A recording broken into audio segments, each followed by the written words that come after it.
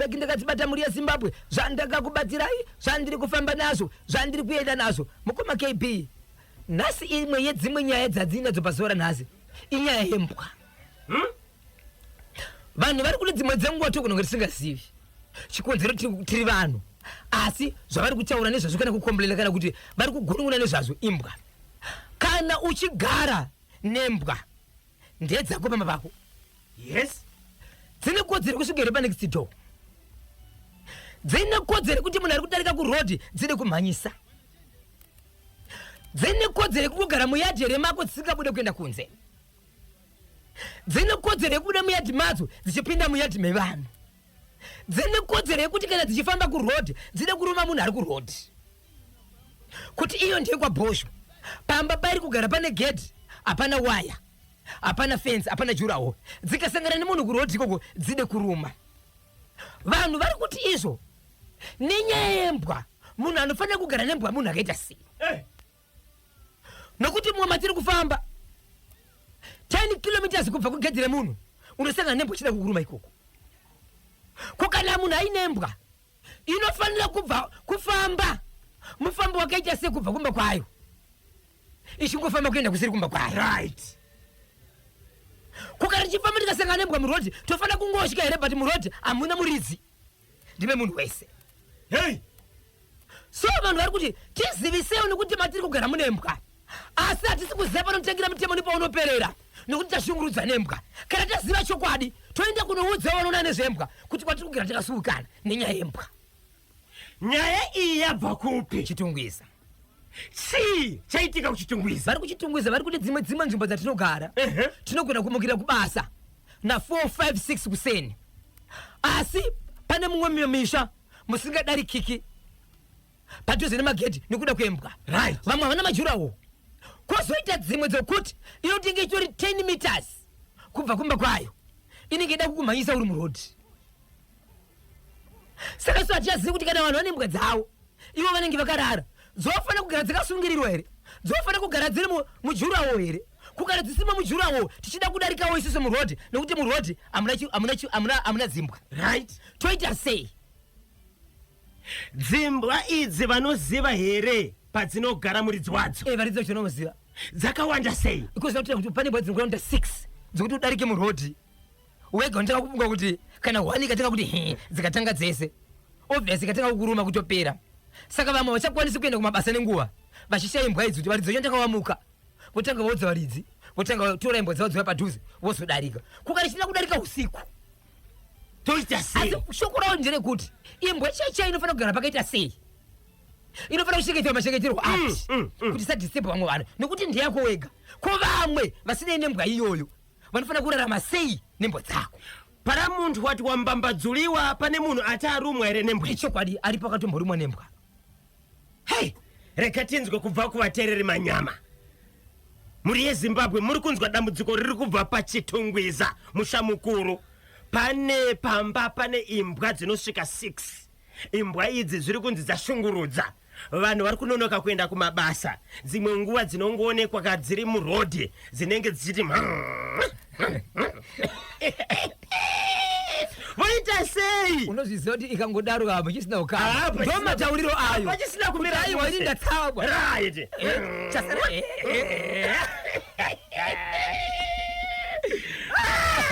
0773238096 yandinayo panapa inorwadza ndo dzimwe dzine makuva vasina kuzvibata vakasvika pamakuva padziri ndo dzimwe dzine mavanga ndo dzimwe dzedzimwe dzine vanhu vakaenda kujere chii chaitika asisi pano national FM tinoti musatonga mega murume akaroora mukadzi ndokusvika pakuita 17 years nemukadzi wake havana kugara vaita mwana wakabata maoko bati murume anoti iye sokunze kwake nyaya pane mimba yakabva 1 asi vane 17 years mukadzi wake achibva arwara mukadzi vachibva vaenda mune chimwe chipatara chihombe chiri mukati meguta reHarare ko muzvipatara ndo munoita kuti vanhu vati mune shungu nemunhu nokuti ndokunodzoreredzwa mweya yakazhinji kana yakuda kunozorora nokuti unorapwa vapinda muchipatara maimweya vapinda vari muchipatara mukoma KB pane hanzvadzi yemukadzi uyu yakanga iripo nemukwasha anova ndiye muridzi womukadzi. Visiting hour yakwana kune munhu akafonerwa naTsano hanzvadzi yemukadzi.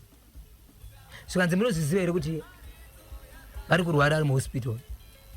Munhu achibva pino kuti ndosvika ipapo manje manje. So visiting hour yakwana murume akati nonokepa kunopinda muhospital. Achinopinda muhospital akanowanika mune mumwe murume atovemo. Murume akapinda ndiye murume anga afonerwa naTsano hanzvadzi yemukadzi ari kurwara ari pabedi. Murume uyu ndokusvika akabata sauti yake ndokutanga kuvhura hembe dzemukadzi achikwidza muviri wese senge muna mato. Asi munhukadzi kauyu munhurume uyu anga achiitwa izvi manesi achibva kuti isu tiri kuziva kuti murume uyu ndiye muridzi womukadzi uyu ari kurwara. Right?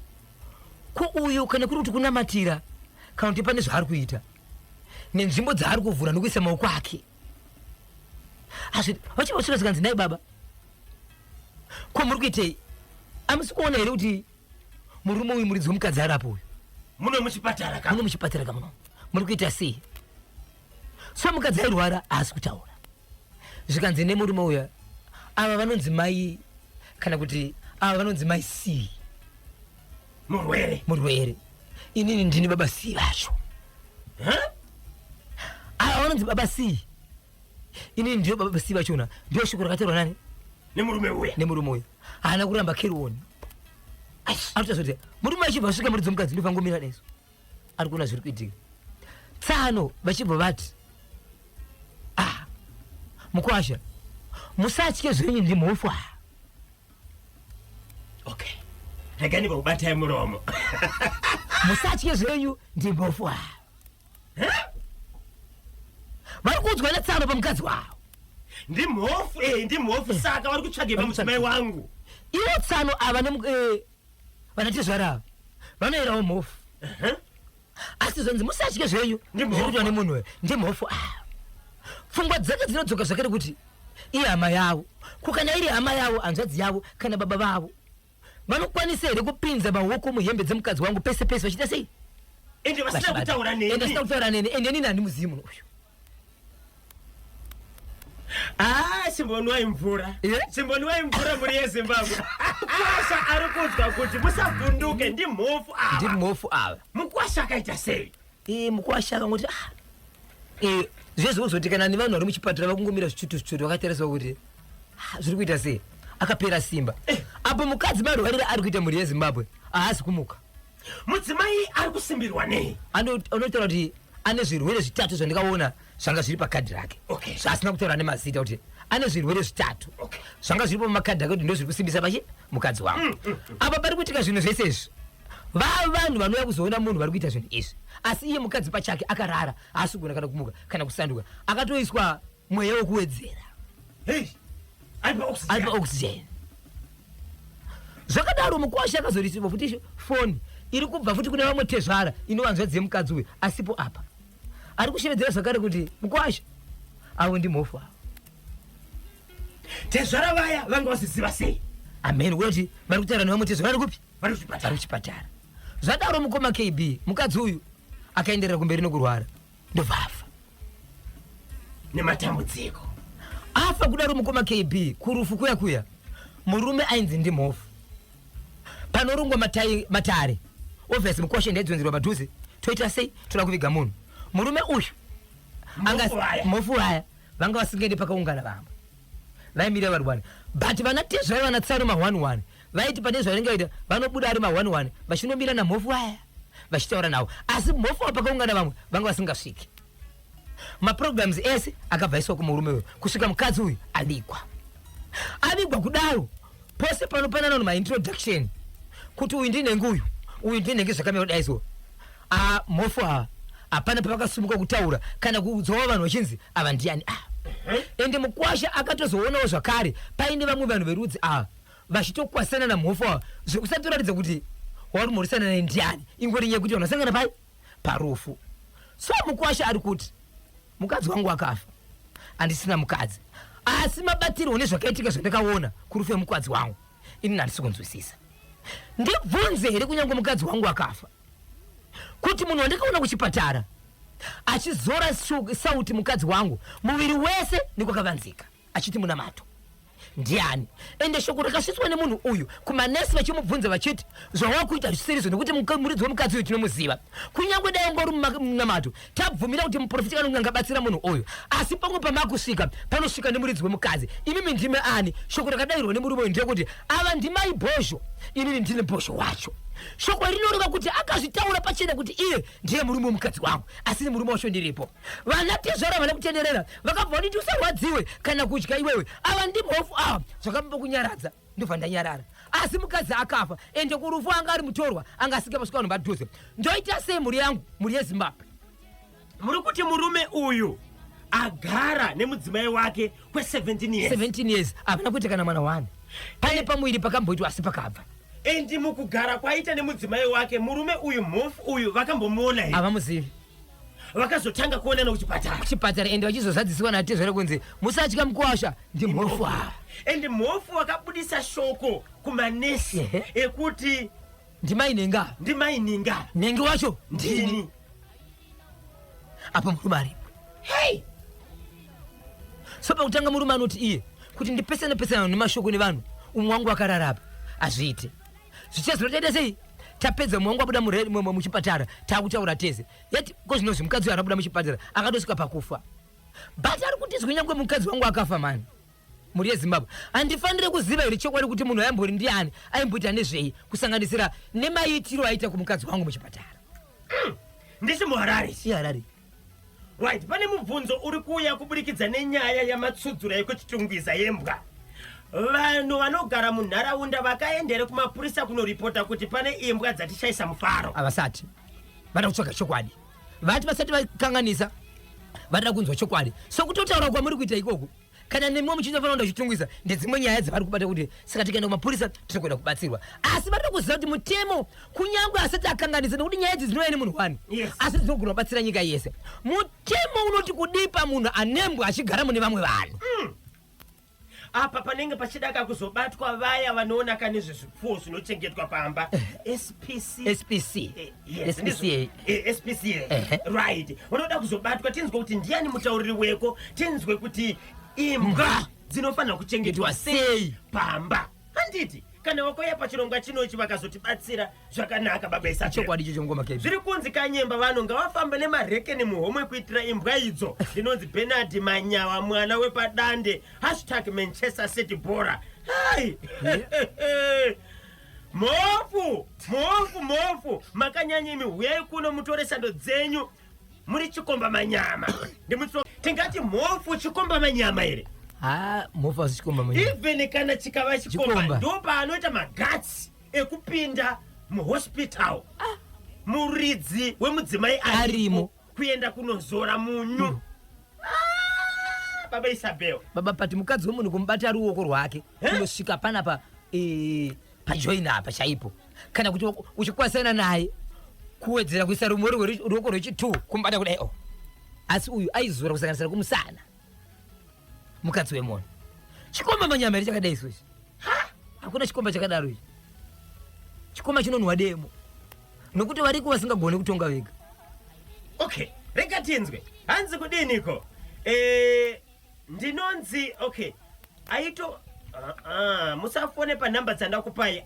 Uyo ndiye aitodonana nemukadzi wacho. Chirega kubvunza hanzi uchagoita godo pamunhu akafa here. Ndinonzi gamuchirai tsodzo paBuhera office.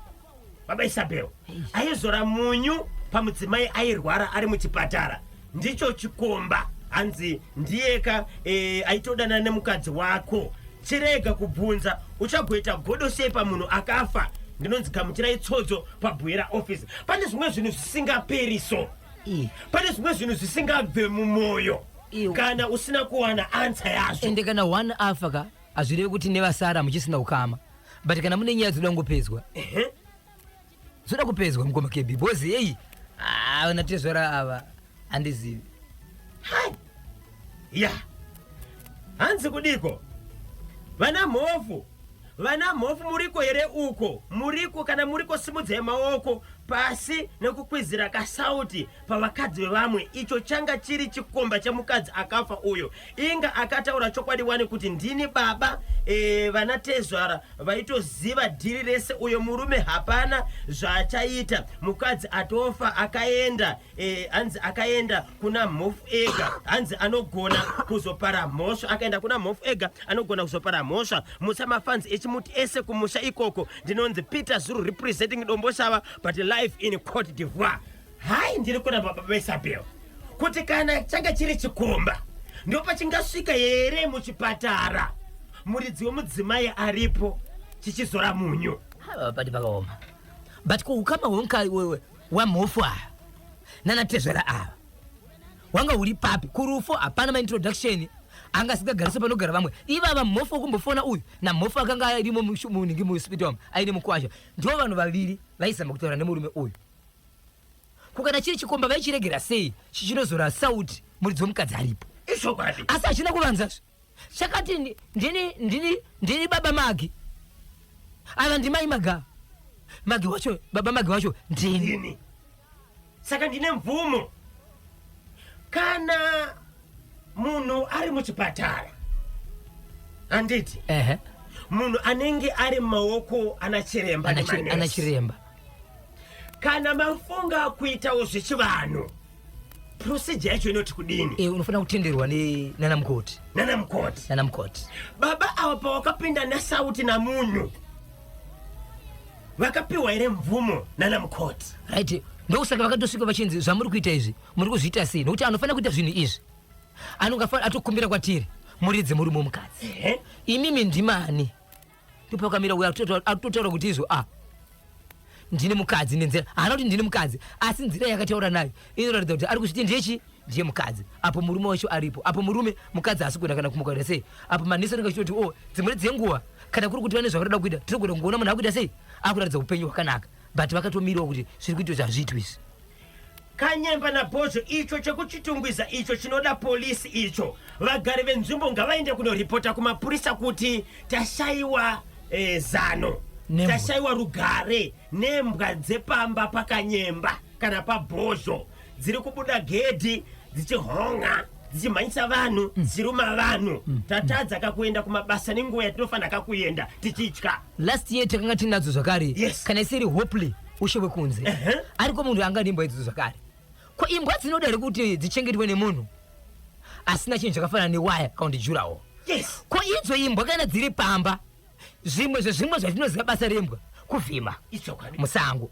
Mudhorobha hamuna sango. Iko kuchitungwiza kwamuri kutaura nezvako kuchitungwiza mudhorobha here kana kuti kumusha? No, kuchitungwiza mudhorobha. Murokesheni munofamba vanhu nguva nenguva.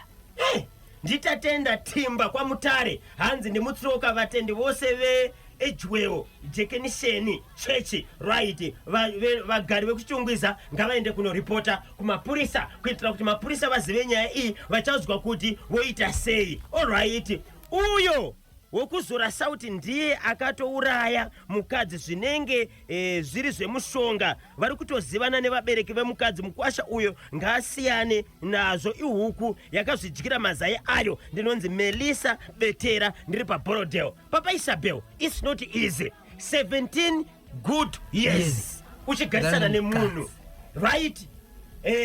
Mwari vanenge vatonga dzimwe nguva anditika vatana ruva ravo kubva panyika mudzimai ashaya. Asi inini ndasara ndinofanira kuita peace of mind. Ndinofanira kurerukirwa. Handinofanira kuchema kaviri kuti ndiri kuchema munhu afa, ndiri kuchema zvakare kuti kumashure saka ndaimboitwa sei pazvakubuda panguva yatorwa munhu. Hai kana asiyani nazvo. Pa17 years kokana ndikatizo dzimwe dzenguva ndoda kuchigara mapfiwa ndozobvunduka nacho futi. Kana rega timbotora kama message maviri matatu pano tenzwa kuti ndinofanira kumbosvika muchitungwiza muunity all. Ya ndine nyaya dzandiri kunzwa dziri kuitika muunity all muchitungwiza kuti mune vanhu vari kubatsirwa, mune zviri kubatwa zviri kushamisa. Ndoda kumboona nemaziso angu. Makanzwei kuti aiwa muri kubuda nyoka dzinotyisa. Muri kubuda kuna zvipuka zvinoshamisa kwanzi zvichibva mudzimba dzevanhu vanhu vari kubatsirwa tinangodarikaonepo Okay. ungoona zvinoita sei zvatinoona asi iko zvinozvi mukoma KB rikanibva ndapinda nyaya ndoda kupinda panguva inovo yakaitika munzvimbo yeshamba mukati menzvimbo yeshamba mhuri yezimbabwe makaitika rufu rwemwana akafa mwana achibva afa but mafiro akaitwa nemwana uyu akafa zvinorwadza vakawanda zvokuti mwana ari grade 6 akaenda kuchikoro ari mwanasikana ndokubva adzoka ndokuona mai vake vakagara vari padhoo vachisona hembe kumusha mukoma KB vane nguva yekuti vanotora hembe dzevana vavo dzese vodziwacha vodziunganidza dzoda kusonwa dzese vachisona one by one vachikanda apo vachitora hembe vachisona vachikanda apo vachisona hembe mwana ndokusvika zvikanzi chikafu changu mama zvikanzi pinda mukicheni tora chikafu ndokubva apinda mumba manga makabikwa chimoto manga mune tea nokuti chimoto chake ndokuenda kunogara pasi ndokutanga kudya akatogara akatarisana namai vake about 6 meters kubva pana mai kuenda pakagara mwana amai vakagara padhore pasaidi pedhore kicheni yavo vachisona hembe mwana ndokungoenda pasi pemwe muti uri musemu yadi ndokugara netii yake achibva atanga kumwa kudaro tii yake achibva ati mama bye bye zvikanzi uda kuenda kupiko zvikanzi bye bye akatogara akazembera muti amai vakatogara topedza hembe dzavo zvikanzi kukana wapedza kudya visa maplesi unofanira kungosuka maplesi ako isa pakanaka mwana akanyara kana wapedza kudya so nyaya yakanisa ndikuti cup yetimu koma KB ainobva maoko angakaibata apo akagara haana kudona kusvika zvekunosvika kuda kuti iwe aunzi zvandiri kutaura here iwe pakuti iwe vachirova mwana ndovatoita kuti mwana adone pasi akatooma kudhara akafa kumwana anogofa sei mai ndikutanga kuchema mai pavakamhanya kuti vanhu vakati ndiri kukumira munditarisire kuna vamwe mwana maybe ndakanganisa vanhu panext door kwavachona kuti torei mablanketi tifukidze munhu aendeswa kuchipatara aendeswa kumochari vari kunokonfirma shova munhu akaita sei munhu akafa post mortem ikabuda ikozve kunzizo mwana uyu anonzi iye anga ane chirwere chemwoyo ndo chakabuda yabuda kudaro mukoma KB but vabereki vanoti iwo hatisi kugutsikana ndokubva vatsvaga munhu vari kuti tiri kukumbira kuti munhu auye pamba so vachitaura vabereki mukoma KB vanoti bhozho nzvimbo yakafira mwana wedu every day takaita mazuva anokuona kuti 2 weeks tinomuka kusenti tichiona paine kiti iripo but kiti yaifukura yoita senge paita gomba inongobuda yakabudisa musoro muviri wese uri pai uri mugomba but usina kufutsirwa but wakadzikira patinongomuka kusenti painongoonekwa chete nemunhu kuti pane kitiyo ndo painobva yarova pasi yoenda hapana ndozati ndiyakupi vakangomuka kuseni chete ndozvanotanga kuona vakaguma manje pasisiri kuti kitidzi yakuonekwa kuseni dzakuchema usiku asi kana dzichichema usiku dzinochema kuita senge vana but panzvimbo padzaichemera ndo panzvimbo paya pakafira mwana so vakapashedza mubatsiri paakasvika kati isusu hatisina kusvika muyadhi tiri kukumbirawo kuti patinogona kupaka patinogona kugara kuri kunze kwayadhi asi pakanaka nepayadhi yani yenyu uyezve pekuti kana tichinge taungana ipapo hapana vanouya patiri vachiti pamakaungana apa inzvimbo yedu kureva kuti endai munokumbira varidzi vemunzvimbo vekuti kana sabhuku vanogona kukuudza kuti apa mune kodzero kuungana apa nekuti simba rinoshanda ipapo ndera sabhuku zvikanzi pagedhi pedu isusu patori nenzvimbo ndobva vaungana panzvimbo mukoma KB vakasvika kuri kumapasti 4 dzimanheru vachiti varikuda kuita basa rekupinda mumusha umu mangwana kusena kumapasti 4 pasti 5 pasti 6 kumapasti 6 yasvika kiti paya pakaungana vanhu vaya kuzoshandira yauya kiti yaidzingwa mukoma KB kuti KB ichiramba kuenda so vanhu vakanga vaya kuzobatsira apa andova ndiye mukuru wekubatsira anga asipo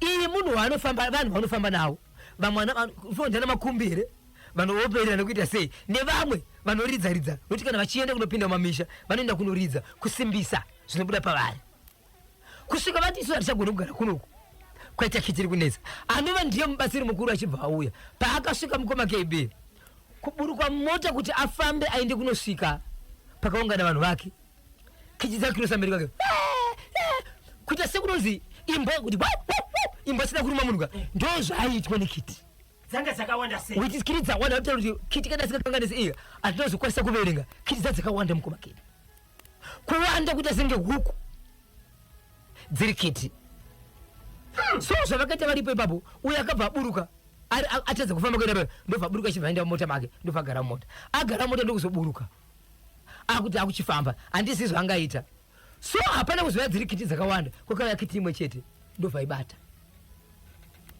abata kiti vanhu vaitosvika kuti muna ngoda kurumwa chii chiri kuitika ndobva abata kiti ndobva aibata gumbo yakataridzwa pasi so kiti yaratidza kuti iyo pachaya iri kutarisa pasi ida kusumudza musoro ndokuita zvezvokuizesa kaibata makumbo kumashure ndokuizesa ndobva aisa mupepa bhegi ndobva aisa mumota zvikanzi kiti iyi kubata kwataita kiti iyi chete basa rese tapedza kana mumusha patakati chida kupinda harichapindi taakudzokera varidze musha urai pano ndiri kukwamvai kungogeza izvi apa ndo pane basa resa pakiti iyi zvichaitika kumashure zvese hachataurisizvo kana kuti munofanira kutovingwa imimi kuti tofanira kuti tese ndobva aenda nekiti vaenda nekiti mukoma kb vachinosvika kumba kiti yange yatofa iri mumota zvikanzi kiti musaipisa kana kuirasa ichengetei hapana kuta 2 days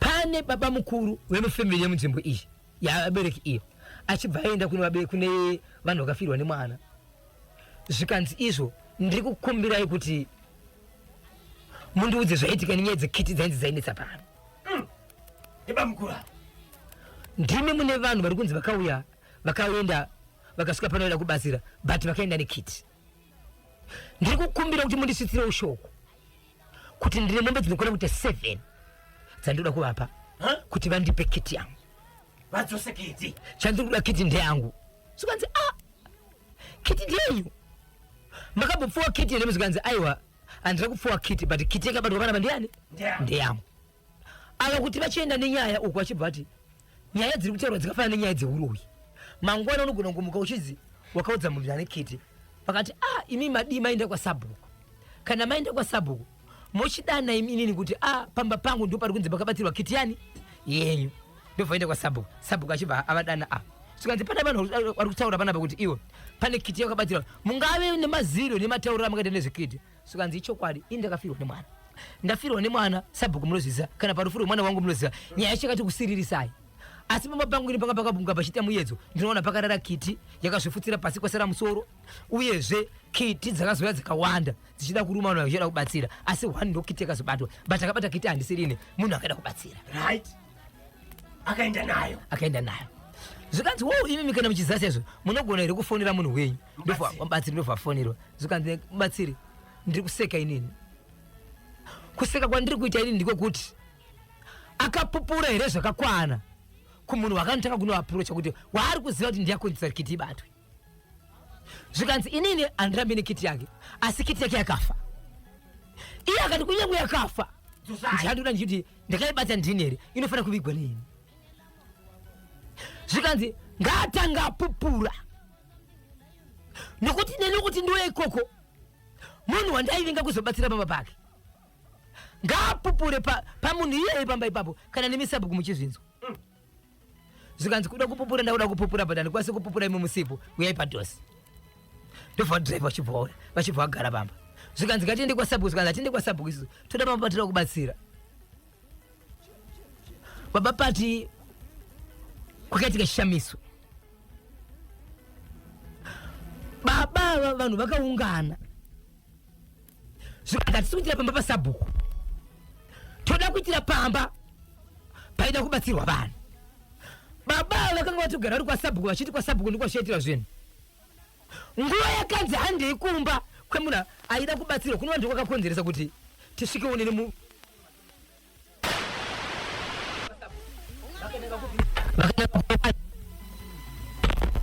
zvinhu vakangonanga vakateka kubva ipapo vakaao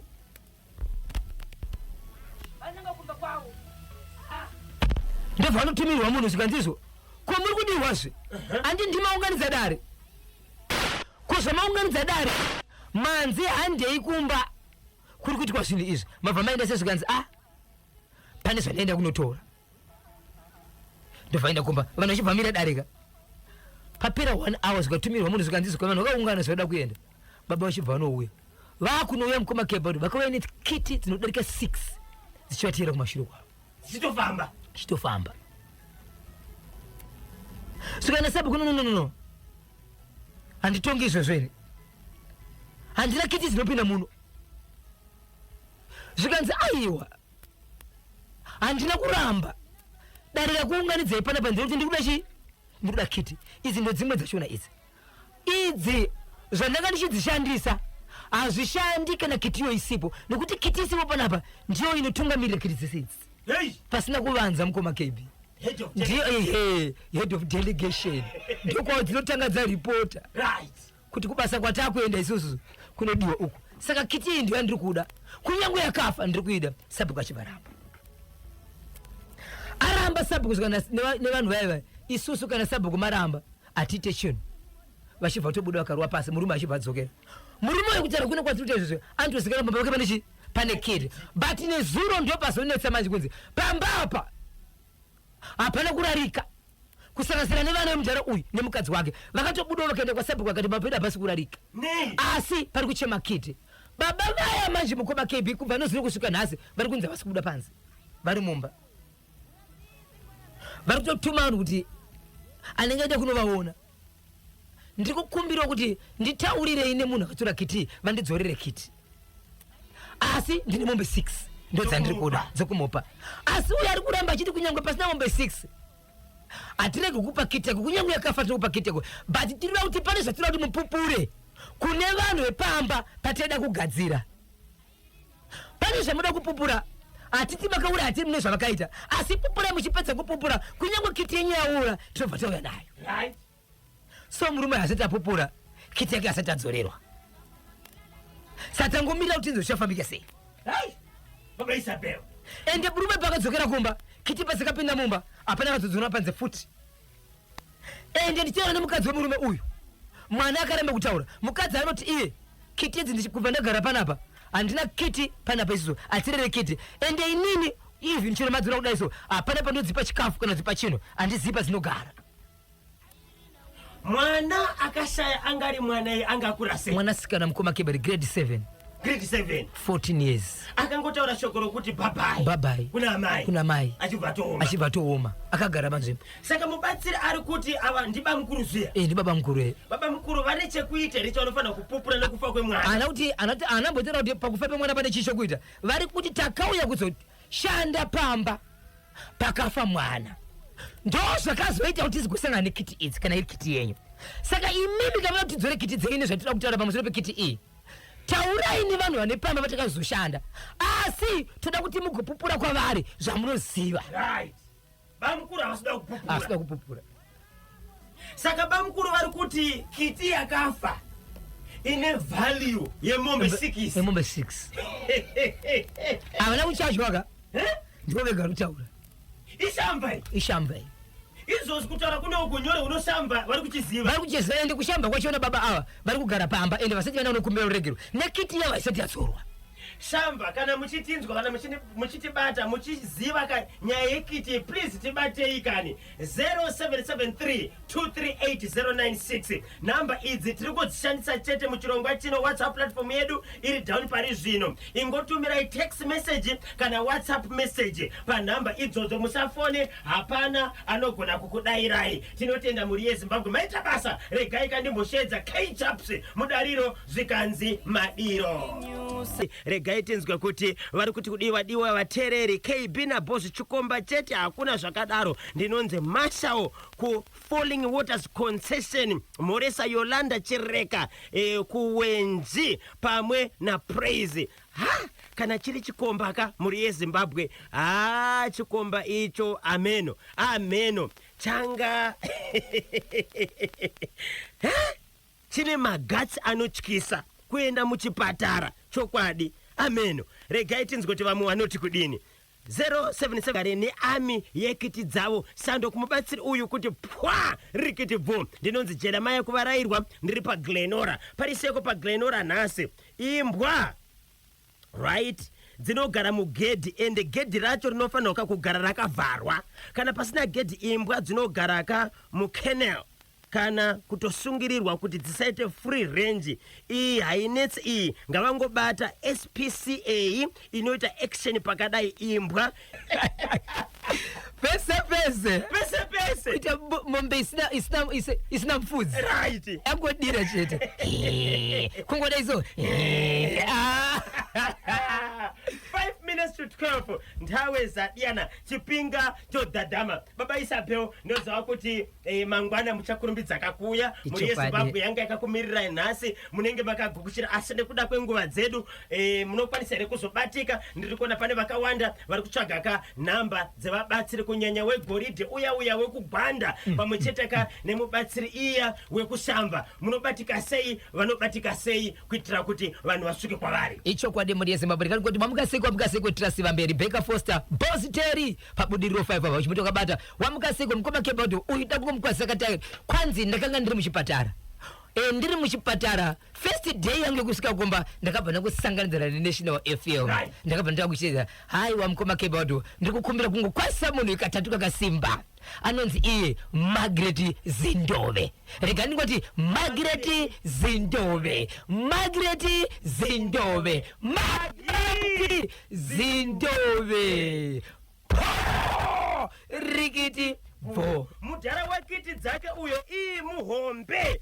Ndimhoreserawo katimu Gabu naPetros pachitungwiza mujambanja ndi Abel Nyamuzuwe paWhite House. Zvikufambere zviri seko gogo nkwananzi pamwe na kisha reti chininga mai muindia pambarapo gogo Jairos chimutoka bata ichokwadi muri yeZimbabwe panhamba dzacho dzanga dziri mukati mekubvunzwa dziya dzatikataura dzinoenderana nekugwandako kwenyaya yegoridhe pamwe chete nedzidzidzi dzepanguva yekiti dzepashamba izinoti izvo 0714 204 235 0714 204 235 0714 204 235 ndinovimba kuti ndidzo namba dzacho. ichokwadi muri yeZimbabwe vanenge vachida kundibata panhamba dzangu inene munondibata panhamba dzangu dzisina chipomerwa ndati nhamba dzisinganyadzise inhamba dzinoti izvo 0771 545 025 0771 545 025 nedzimwe dzinoti izvo 0736 26 35 36 0736 26 35 36 ndapota musabipa sapita Zulu po rikiti vo bhozvo nabhonzo. Ini ndofunga kuti hanzvadzi yemukadzi akazorwa soti ari muchipatara vakachekeresa mukadzi uyo waitoveka mushonga waizora amai avo kuti vafe. Ndinonzi Angelini Muzerengwa pamuti usina zita Bohwera apo. Zvakaoma chokwadi.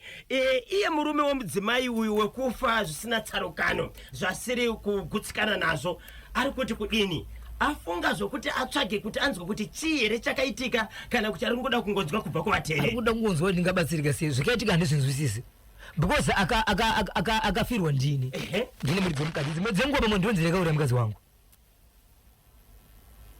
kukana zvisiri izvo wavakatuma ndo vana baba vanofanira kugara pasi nene wavaive naye ndiani waivaita nazvo muzvipatara nokuti zvinhu zvanga zviri well coordinated. Vanatsano vangori muchipatara vaitotaura nanatsano vari kubva kumusha vachitofonera mukwasha wekuti don't worry ende mhofa wavanga vasingasvikiri kuti vari kuziva kutoti varidzive ropa ndo vari kudyira naye uchiti angatove mutorwa ndiye muri dzomukadzi.